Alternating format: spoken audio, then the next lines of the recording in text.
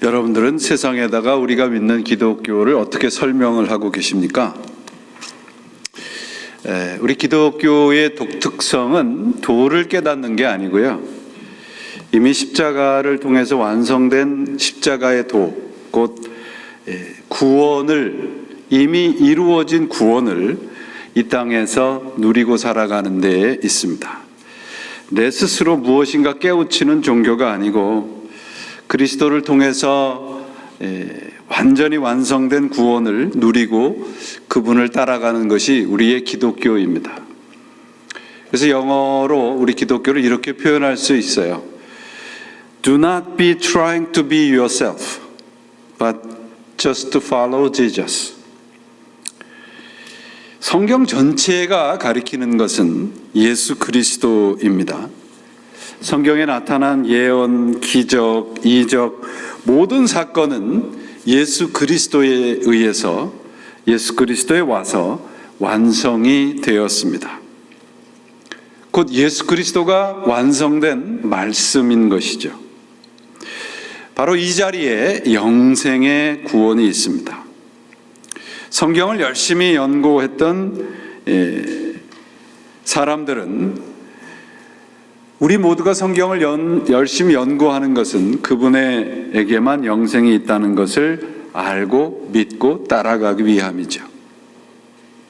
유대인들은 그걸 잘 알고 연구했음에도 불구하고 그리스도를 영접하지 않았습니다. 그들이 예수 그리스도를 그들의 구세주로 영접하지 않은 이유는 한 가지입니다. 그것은 자신들의 생각과 다르다는 것이었어요. 여러분, 우리가 성경을 배우고 성경을 믿고 교회 안에서 헌신하고 봉사하고 열심히 땀 흘리면서 신앙생활하는 이유가 무엇인가요? 예수를 보여주기 위함입니다. 우리가 성경을 배운 만큼, 성경을 읽은 만큼, 기도를 한 만큼, 헌신을 한 만큼 내가 보여지면 그건 가짜입니다. 예수 그리스도가 보여져야죠. 나의 삶의 전체를 통해서 예수 그리스도가 느껴지고 보여진다면, 보여지지 않는다면 우리의 성경의 공부와 헌신과 봉사의 삶을 다시 한번 점검해야 합니다. 성경을 읽은 분량이나 횟수를 자랑할 것이 아니라 말씀을 나의 삶에서 얼마나 누리고 얼마나 말씀으로 나의 삶을 해석하며 살았는지를 살펴야 합니다. 이것이 바로 우리가 성경을 공부하는 이유이자 목적입니다. 성경이라는 것은 여러분, 하나의 문자에 지나지 않습니다. 그 문자가 내 삶 속에서 다시 살아나고 삶 속에서 내 삶의 능력이 되고 예수 그리스도가 나타나는데 바로 우리의 신앙의 목적이 있습니다. 많은 사람들이 성경을 그저 하나의 진리로, 로고스로만 생각을 하지 그의 삶 속에 그 말씀이 나의 삶 속에서 녹아들여지지 않는 그런 일들을 종종 보게 됩니다.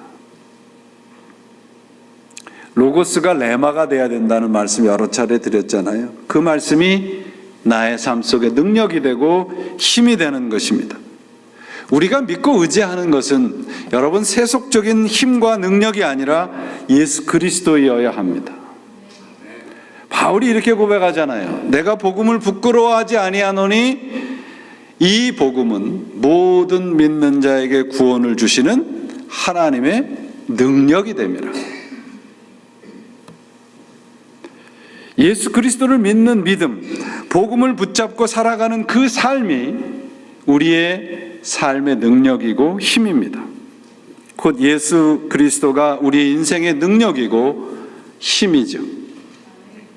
장정 5,000명을 먹일 수 있었던 200데나리온, 장정이 200일 동안 먹지 않고 일한 것을 모아야만 되는 돈 200데나리온과 보리떡 5과 물고기 2마리.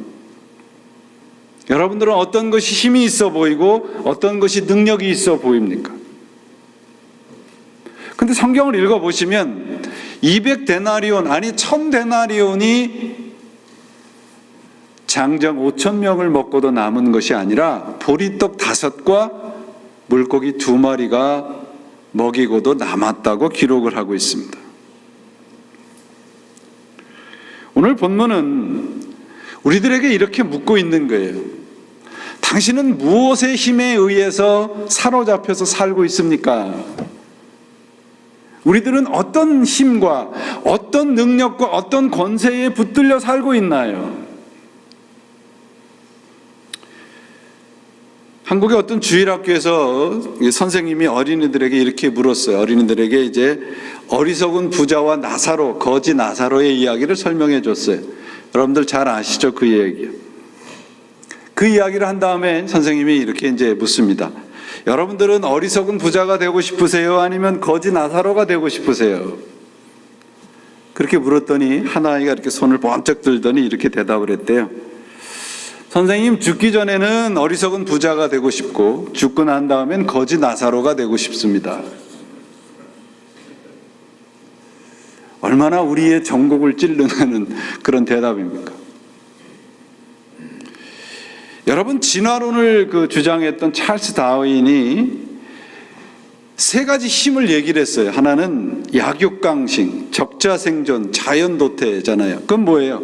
강한 자가 약한 자를 잡아먹고 오직 강한 자만이 살아나고 약한 자는 도태된다는 것이죠.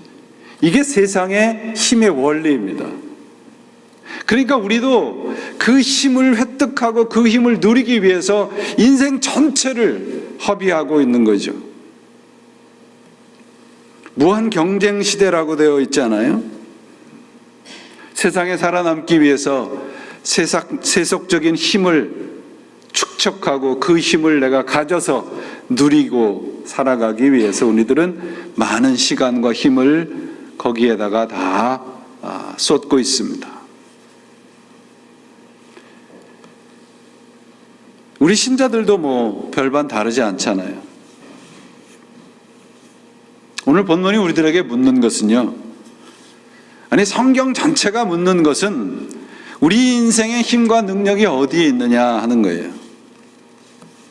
어떤 힘을 얻기 위해서 우리는 살아가고 있으며 무엇에 우리는 풍족과 만족과 배부름을 느끼고 누리며 살아가고 있는가. 오늘 본문의 이 오병이어의 사건은 마태, 마가, 누가, 요한복음 모두가 기록하고 있는 그런 말씀입니다. 많은 사람들이 예수님을 따랐습니다.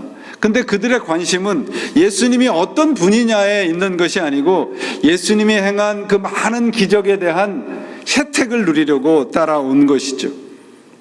2절에서도 분명히 그들이 단순히 배고픔을, 그들의 필요를 충족시키기 위해서 예수를 따랐다고 기록을 하고 있지 않습니까? 이 본문을 가지고 설교하는 많은 이 설교들을 우리는 들어왔을 것입니다.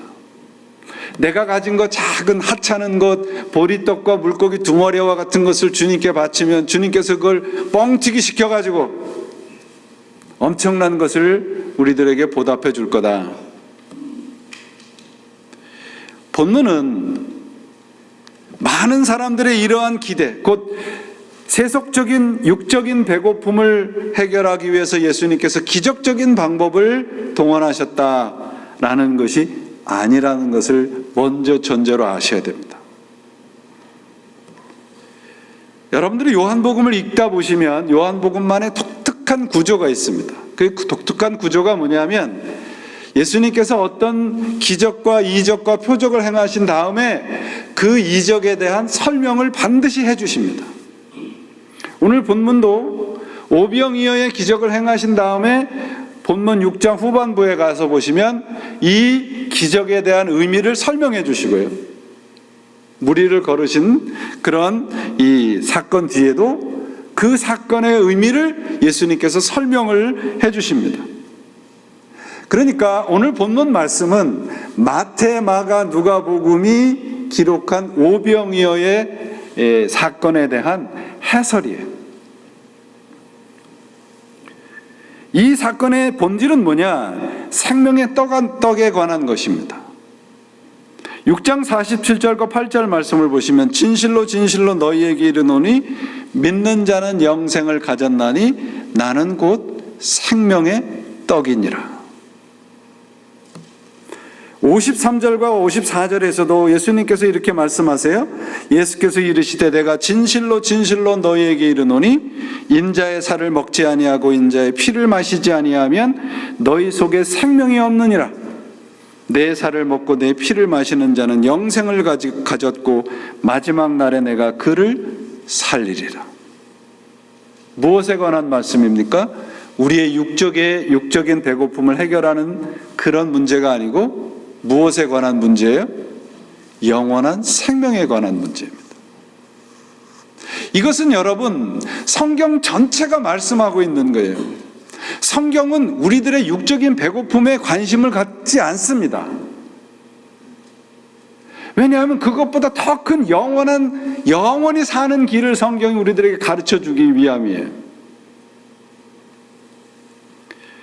오늘 본문의 이 오병이어의 사건은 다만 일용할 양식에 관한 문제가 아니라 그러므로 예수 그리스도께서 친히 우리를 위해서 죽어주셨다는 거예요. 그것을 우리들에게 가르치기 위해서 이 표적을 행하신 것입니다. 한 끼를 해결하기 위한 차원이 아니고 예수님이 우리의 영원한 양식이 되어주셨다는 것이 오늘 본문이 우리들에게 가르치고 있는 것입니다. 우리의 죄를 위해서 속죄양이 되어주셔서 죽어주실 십자가 사건에 대한 암시적인 가르침입니다. 보리떡과 물고기, 이 사건을 통해서 왜 예수님께서 당신의 살을 직접 찢으시고 당신의 피를 직접 뿌리시지 않으면 안 되었는가?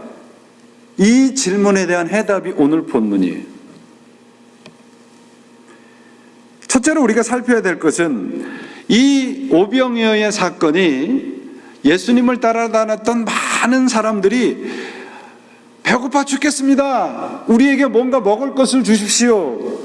그들이 이렇게 요구해서 이 사건이 예수님께서 그들을 먹이신 오병이어의 사건이 일어난 것이 아닙니다. 그들은 배고픔을 해결하기 위해서 예수님께 떡을 요구하지도 않았고 영생에 관한 문제를 묻지도 않았어요. 그들은 단순히 예수님을 따르면 뭔가 혜택이 있을 것이라고 하는 단순한 호기심으로 따랐던 것 같습니다. 그런데 예수님께서는 그들에게 영원한 생명에 대한 문제를 가르치고 계신단 말이죠. 이건 뭘 얘기를 하는가? 26절에도 너희가 나를 따르는 것은 표적을 본 까닭이 아니요 떡을 먹고 배부른 까닭이다. 그저 아무것도 모르고 육신의 배고픔을 해결하기 위해서 따라다니는 군중들에게 왜 예수님께서는 이 엄청난 영적인 기적을 행하셨는가? 우리가 어떤 존재인가를 알리기 위함이에요. 여러분, 이 중에서 우리 모두 중에서 나는 정말 예수님이 우리의 구원자이고 내가 정말 죄에서 받아야 된다는 필요성 때문에 예수님을 믿으신 분 계십니까? 이 질문에 대한 답이에요. 오늘 본문 말씀이. 우리 모두는 구원에 대한 필요성을 모르고 예수님을 따랐습니다. 왜 구원이 필요한지, 왜 우리가 죄인이라고 하는 사실을 알아야 되는지, 왜 예수님께서 십자가를 지셔야 하는지 우리는 몰랐어요. 거기에 대해서 관심을 가지지도 않았어요. 우리 모두는 영적으로 다 무감각하게 태어난 자들입니다.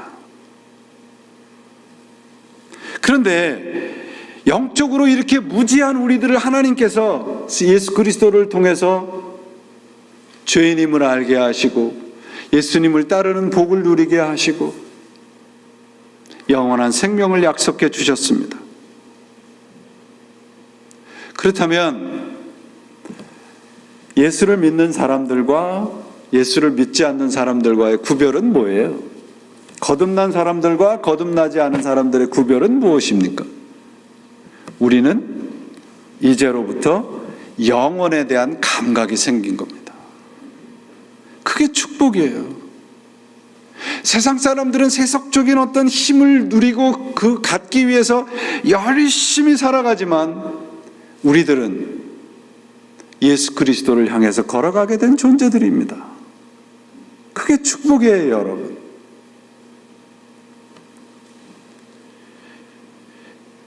예수님께서 그 많은 군중들에게 말씀을 가르치고 눈앞에서 기적을 행하고 죽은 사람이 살아나도 예수님만이 보리떡 5개와 물고기 2마리로 그들의 배고픔을 해결하고 영원한 생명을 해결할 존재라고 하는 걸 아무도 생각하지 못했습니다. 그래서 예수님께서 오늘 이 말씀을 통해서 가르치는 것이 무엇입니까? 그렇게 영적으로 무지한 사람들에게 구원을 얻고 구원을 누릴 수 있게 하는 길은 한 가지밖에 없는 거예요. 무엇입니까? 십자가입니다. 예수님이 죽어주시는 길밖에 없는 거예요, 여러분. 우리가 구원을 얻을 수 있는 그 길은 예수 그리스도가 십자가에서 못 박아 죽어주시는 길밖에 없어요. 왜? 그렇게 해야만 우리에게 영적인 감각이 되살아나기 때문에 그렇습니다. 우리를 구원하시기 위해서 주님께서 할 수 있는 유일한 방법은 우리를 이해시키고 설득하는 것이 아니고 자신이 죽을 수밖에 없다는 것을 성경이 우리들에게 말씀하고 있는 것이에요. 여러분들의 눈치를 보니까 성경이 오늘 본문에 어디 그런 게 있습니까? 그런 눈치인 것 같아요. 제가 오늘 본문이 마태, 마가, 누가, 요한복음 모두 다 기록하고 있다고 그랬죠. 그러면 이 사건의 본질을 알기 위해서는 마태, 마가, 누가, 요한복음을 전부 읽어야 돼요? 아니면 하나만 읽으면 돼요? 예? 뭐 이렇게 쉬운 문제에 답을 못 하세요? 전부 읽으셔야 돼요. 4개를 다 놓고 읽어보시면 우리가 이 사건의 본질을 알 수 있습니다. 제가 왜 이 말씀을 드리냐면 마태복음 14장에 똑같은 사건을 기록하고 있는데 요한복음 오늘 본문의 6장 11절에 나오는 말씀을 마태복음은 좀 더 구체적으로 기록을 하고 있습니다. 제가 마태복음 14장 17절에서 19절 말씀을 읽어드립니다. 여러분들은 요한복음 6장 11절 오늘 본문 말씀을 보시면 뭐가 차이가 나는지 알게 됩니다. 마태복음 14장 17절 제자들이 이르되 여기 우리에게 있는 떡 5개와 물고기 2마리 뿐이니이다. 이르시되 그것을 내게로 가져오라 하시고 무리를 명하여 잔디 위에 앉으사 떡 5개와 물고기 2마리를 가지사 하늘을 우러러 축사하시고 떡을 떼어 제자들에게 주시매 제자들이 무리에게 주니. 뭐 다른 거 찾으셨습니까? 마태복음에는 떡을 주시는 이 장면이 굉장히 구체적으로 기록을 하고 있습니다. 거기에 뭐라고 말씀하시냐면 떡을 떼어서 나누어 줬다 그렇게 되어 있습니다. 단순히 여러분 떡을 이렇게 여러 사람에게 나누어 주기 위해서 뗐다는 말씀이 아니고요. 고린도전서에도 똑같은 말씀이 나오는데 우리가 성찬식을 거행할 때마다 뭐라고 말씀합니까? 떡을 떼어서 주시면서 너희를 위한 내 몸이니 이것을 먹을 때마다 기념하라. 떡을 뗀다는 말씀은 뭐냐면 주님이 우리를 위해서 죽어주셨다는 말이에요. 마태는 오병이어의 사건을 분명히 우리들에게 무엇을 말씀하고 있느냐면 주님이 우리를 위해서 십자가를 지셔야만 영원한 생명이 있다는 것을 말씀하고 있습니다. 그래서 떡을 떼어 주셨다고 기록을 하고 있는 거예요. 보리떡 5과 물고기 2마리 이 사건을 통해서 예수님이 가르치는 것은 바로 십자가의 필연성입니다. 영적이고 거룩한 것에 대한 감각이 없는 사람들을 어떻게 구원하실 것인가? 주님이 죽어주셔야 된다는 거예요. 우리가 어떻게 구원을 받았습니까? 우리가 잘나서요? 우리가 자격이 있어서요? 우리가 구원을 받게 해달라고 애걸복걸해서요? 아니잖아요. 아무것도 모르고 있던 우리들에게 예수님께서 십자가를 지심으로 우리들에게 구원을 주신 겁니다. 예수님께서 죽어주시는 방법 이외에는 사람들을 구원할 방법이 없다는 것을 가르치고 있습니다. 우리들은 구원에 대한 감각도 없고 그저 세상에서 잘 살기를 원할 뿐 영혼에 대한 필요성을 느끼지 못하는 존재들이잖아요. 예수님은 우리를 설득하시거나 우리를 이해시키려고 하지 않으시고 우리를 위해서 죽어주셨습니다. 왜요? 그 방법밖에는 다른 방법이 없기 때문입니다. 자신을 영생의 떡으로 떼어주셔서 우리로 하여금 하나님의 자녀로 만들어 주신 것입니다. 이 방법 외에는 다른 방법이 없습니다. 군중들이 그렇게 예수님을 따라다니면서도 알아채지 못한 것은 그들에게 구원에 대한 감각이 없었기 때문이에요. 우리들도 마찬가지죠. 우리들은 예수님께서 죽어주심으로 우리 영혼에 하나님에 대한 감각이 생겼습니다. 철저하게 하나님께서 당신의 아들을 우리들에게 보내셔서 영혼에 대한 생각과 감각을 우리들로 하여금 회복시켜 주신 것이에요. 우리들이 해야 할 일은 무엇입니까? 군중처럼 그저 오늘에 필요한 것만 외칠 것이 아니라 오늘 우리에게 주신 이 십자가의 구원의 삶의 감사와 주님께 대한 진정한 찬양이 우리 안에 넘쳐야 할 것입니다. 그것이 첫 번째로 오늘 사건이 우리들에게 주시는 메시지입니다. 두 번째는 오늘 사건을 통해서 예수님을 따르던 제자들에 대해서 사람들이 어떻게 평가하고 있는가를 우리가 먼저 보세요. 즉, 세상 사람들은 예수를 믿는 사람들과 예수님에 대해서 어떻게 취급하고 있나? 여러분들이 세상에 나가서 나 교회 다닙니다, 예수 믿습니다 그러면 다 뭐라 그래요? 와, 그래요? 어떤 분들은 예수를 믿느니 차라리 내 주먹을 믿겠다 그런 사람도 있어요. 오늘 본문 5절부터 7절 말씀을 보시면 빌립이 예수님에게 와서 우리가 도대체 이 사람들을 먹을 방법이 없습니다. 그러니까 예수님께서 이렇게 말씀하시죠. 우리가 어디서 떡을 사서 이 사람들로 먹게 하겠느냐. 그러니까 예수님께서 빌립을 시험코자 하면서 각 사람으로 조금씩 받게 할지라도 200데나리온의 떡이 부족합니다. 이렇게 빌립이 대답을 해요. 조금씩 받게 한다는 얘기는 그저 떡 한 조각을 먹게 해도 200데나리온이 필요하다는 거예요. 배부르게 먹게 하기 위한 것이 아니고요. 아까도 말씀드렸지만 한 데나리온이라는 얘기는 그 당시에 장정 한 사람이 하루 종일 일해서 받는 품삯이랍니다. 그렇다면 200데나리온이라고 하는 것은 한 사람이 200일 동안 일해서 갖게 되는 액수, 굉장한 액수죠. 근데 그것으로도 조금씩밖에 먹게 할 수밖에 없다고 되어 있어요. 그러면 거기에 예수님을 따라다녔던 군중들을 다 배부르게 먹게 하기 위해서는 한 1000데나리온쯤 필요하지 않겠습니까? 성경이 우리들에게 말씀하시려고 하는 것은 뭔 얘기냐면 200데나리온과 물고기 2마리와 보리떡 5개, 물고기 2마리와 보리떡 5개와 200데나리온이 양쪽에 있으면 여러분들은 어느 걸 가지시겠어요? 보리떡 5개라고 얘기하지 마세요. 우리는 물고기 2마리와 보리떡 5개를 하찮게 여깁니다.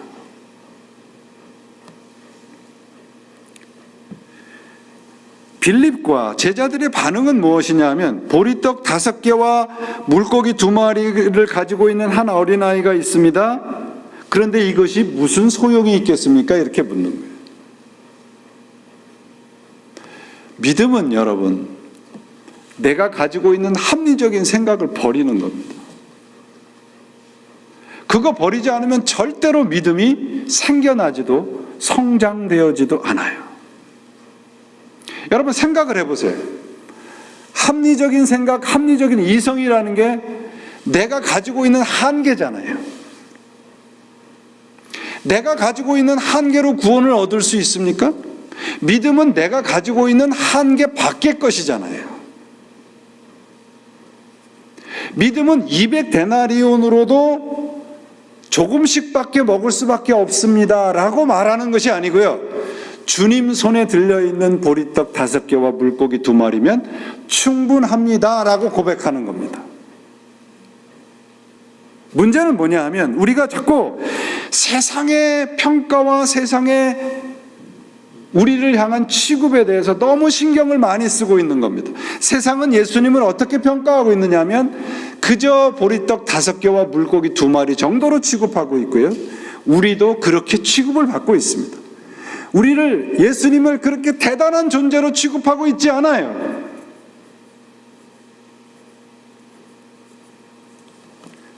우리의 눈에 보이는 것과 하나님의 계산에 비하면 다른 것입니다. 전혀 다른 계산과 생각을 하고 있는 겁니다. 세상 사람들은 우리는 지금 몇백만 불이 필요합니다, 그리고 아우성을 치고 있는데 주님께서 그들에게 보여주고 있는 것은 보리떡 5개와 물고기 2마리인 거예요. 누가 믿겠습니까?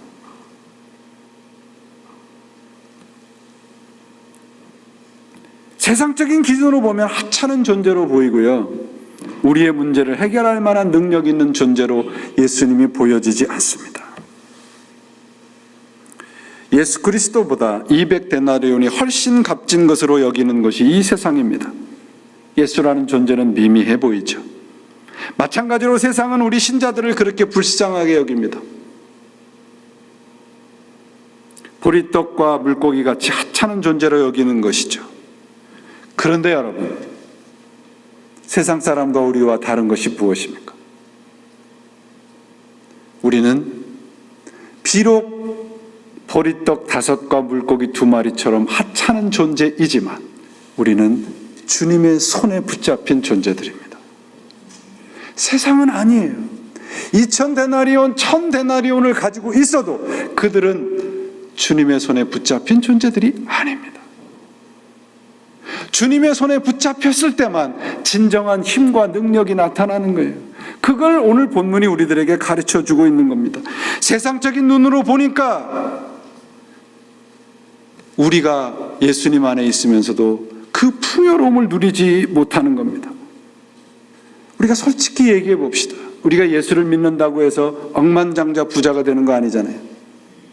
예수를 잘 믿는다고 해도 내 자녀가 다른 가정의 자녀보다 더 공부를 잘하는 것도, 좋은 직장에 취직되는 것도 아니잖아요.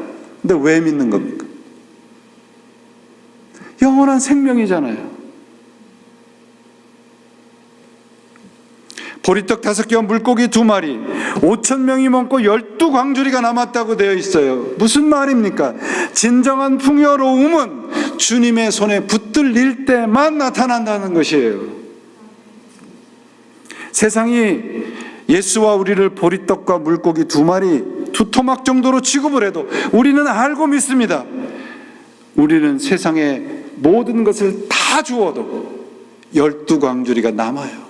영원한 생명이 남는다, 그런 말이에요.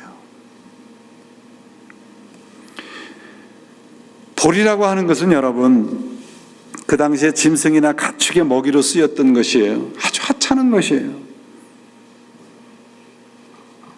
그러나 여러분, 주님의 손에 붙들렸을 때 좋기, 장정 5,000명이라고 그랬으니까 좋기 2만 명이 먹고도 남았잖아요. 우리 모두가 주님의 손에 붙들린 보리떡 5과 물고기 2마리와 같이 되시기를 바랍니다. 거기에만 진정한 축복이 있습니다. 예수님은 우리의 인간적인 만족이 세상에 없다는 것을 가르쳐 주신 분이시잖아요. 그런데 왜 자꾸 우리는 세상을 두리번거립니까?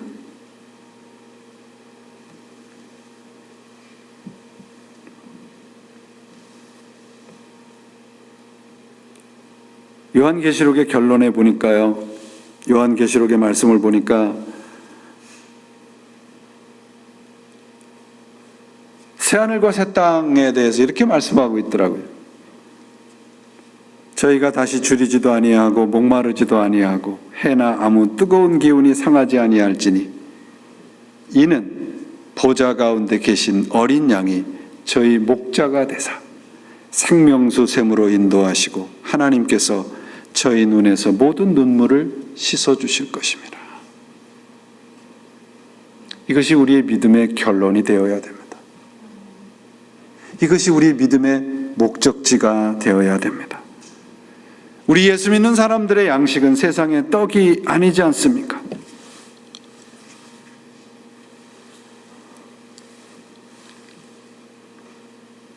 우리는 영혼을 준비하며 살아가는 사람들입니다.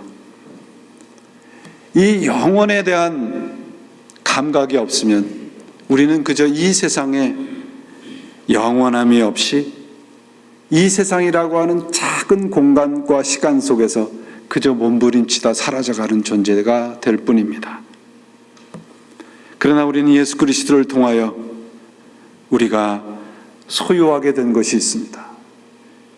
이 세상 너머에 다른 세상이 있다는 것입니다. 주님의 손에 붙들릴 때 12광주리가 12광주리도 남을 만큼 풍요로운 세상이 우리들에게 약속되어 있는 것입니다. 오늘 내가 보리떡과 물고기처럼 하찮게 취급을 받아도 괜찮아요. 우리는 주님의 손에 붙들리기만 하면 됩니다. 보리떡 5과 물고기 2마리, 주님의 손에 들려진 것으로 배가 부른 사람들의 모습입니다. 주님의 손에 붙들려진 것으로만 풍요로워지고 배가 부른 존재들이 되시기를 바랍니다. 오늘 우리가 보리떡과 작은 물고기와 같이 하찮은 취급을 받을 수도 있습니다. 그러나 우리는 이미 영원한 생명으로 풍성해진 사람들이지 않습니까? 우리가 지금 어떻게 취급을 받느냐가 중요한 것이 아니고요, 내가 지금 누구에게 붙들려 있느냐가 중요합니다. 여러분, 우리의 인생이 누구에게 붙들려 있습니까? 저는 하나님의 손에 붙들려 있다고 믿고 확신하고 살아가기를 원합니다. 보리떡과 물고기가 주님의 손에 들렸을 때 여러분 보세요. 예수님께서 보리떡과 물고기 2마리를 하늘로 축사하셨는데 손에 들고 계시는 보리떡과 그 작은 물고기가 멋있고 정결하고 우리 눈에 볼 만큼 화려하고 맛있는 그런 음식으로 변했습니까? 아니에요, 여러분. 아니에요. 주님의 손에 붙들린 것이 세상의 눈에 보기에 그렇게 하찮아 보여도 그것으로만 먹고 남는 것입니다. 우리의 인생의 능력은 주님의 손에 달려 있습니다. 우리의 인생이 주님의 손에 쥐어져 있는 보리떡과 물고기로 살아갈 때 12광주리가 남는 풍요로운 인생이 될 줄 믿습니다. 우리의 인생의 힘과 능력은 예수 그리스도이십니다. 사랑하는 여러분, 저는 이번 이스라엘 여행을 통해서 떡을 먹고 배가 부르기 위해 예수를 이용하는 사람들을 만났습니다. 예수님이 직접 맞닥뜨렸던 군중들의 욕망과 욕심을 보았습니다. 이번 여행처럼 예수님이 보고 싶고 예수님이 그리웠던 시간이 없었던 것 같습니다. 욕망의 아우성들 속에 서 계신 예수님을 보면서 다시 한번 그분이 참된 그리스도라는 것을 다시 한번 믿게 되었습니다. 저는 이번 여행을 통해서 이스라엘 지역을 돌아본 것이 아니라 예수 그리스도를 만나고 왔습니다. 그분만이 우리의 참된 그리스도이시고 참된 구세주라는 것을 다시 한번 확인하는 시간이 되었습니다. 예수님의 손에 붙잡힌 사람들이 아니라 예수님의 손에 든 것을 위해서 아우성을 치는 사람들을 보면서 주님 앞에 감사의 기도를 드리게 됐습니다. 저같이 하찮은 존재가 예수님에게 붙들리게 됐다는 것을 얼마나 감사했는지를 모릅니다. 세상이 저를 보리떡과 물고기처럼 취급해도 괜찮습니다. 우리는 주님의 손에 붙들려 있는 존재들이지만 저들은 아니기 때문입니다. 그래서 저는 이렇게 기도하게 되었습니다. 주님, 당신을 배가 부르기 위해서 따르지 말게 하소서. 저희 손에 사람들을 만족시킬 200데나리온은 없지만 보리떡과 같이 초라하더라도 주님의 손에 붙들린 존재로 살게 하소서. 보리떡 5처럼 물고기 2 토막처럼 취급받아도 당신의 손에 붙잡혀 영원한 생명으로 만족해 하소서. 그리고 이 세상 떠나는 날 주님, 12광주리가 남았다고 감사의 고백을 할 수 있는 인생이 되게 하소서. 사랑하는 여러분, 예수님이 우리 인생의 능력입니다. 우리 인생의 힘입니다. 그분만 의지하시고 그분의 능력으로 세상을 이기시는, 그래서 영생의 12광주리가 남는 풍요로운 감사의 인생을 살아가시는 복된 그리스도인들이 되시기를 예수님의 이름으로 축원을 드립니다. 기도하시겠습니다.